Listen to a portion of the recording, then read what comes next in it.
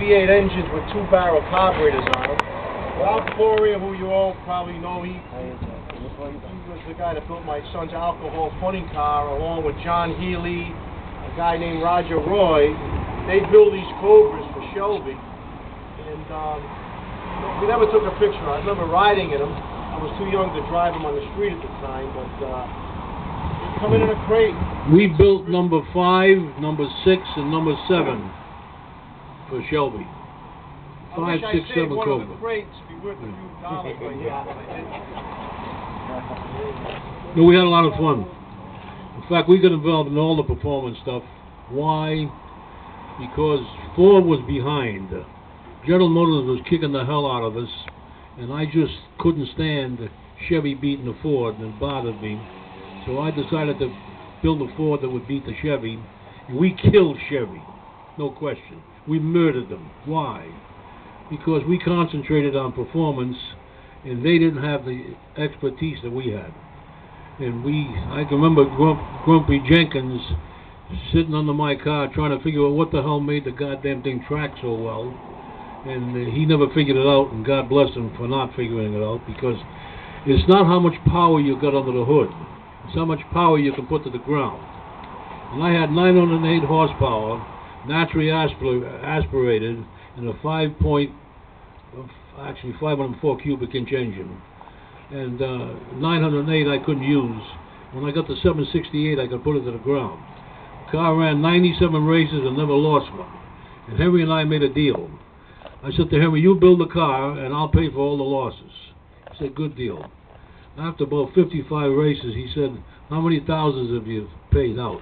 Because if I get beat, I pay $1,000. I said, Henry, I haven't paid a dime out. He said, you son of a so-and-so, you got me to spend all that money and you haven't spent a dime. I said, Henry, if you build a car right, you don't lose. And he learned that, and then we started getting some good cars. Unfortunately, he passed away in '87, and the company hasn't done beans since then. But we're coming back. And we'll come back, unfortunately not tomorrow or the day after, but we're on the way back. We've got the right management team, we've got the right ideas, and stick around for 1910, 1911, 2010, 2011, and you'll see some differences.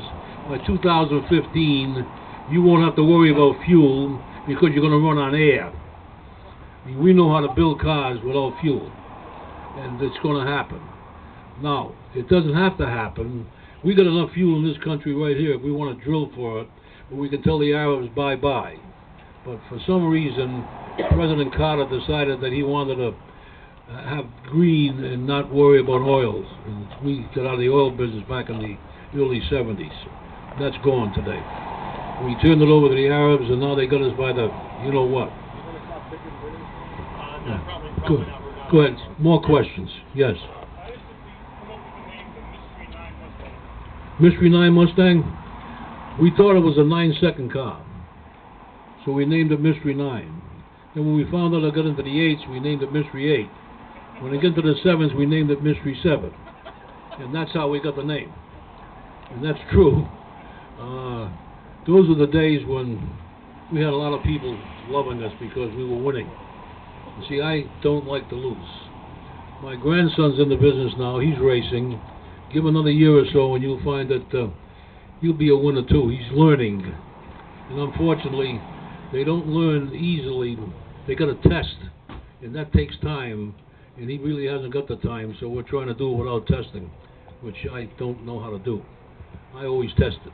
I knew when I went to a track what the track was, and that's why we won. Questions?